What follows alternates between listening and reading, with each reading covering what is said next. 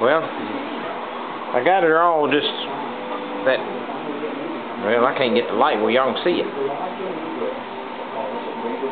I got it all put back in there.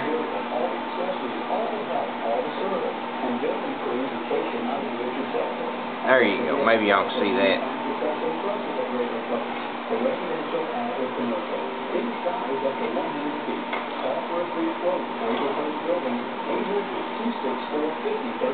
That's that big old hole I started out with.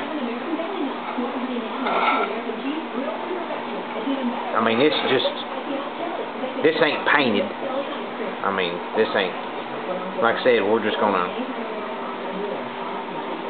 kind of give it the patina look, so when we get done, we're just gonna kind of sand it down and leave what the car actually looks like, just leave it alone. And then eventually we might paint it. Just, you know, be something new, get out and drive around, play. But there she is.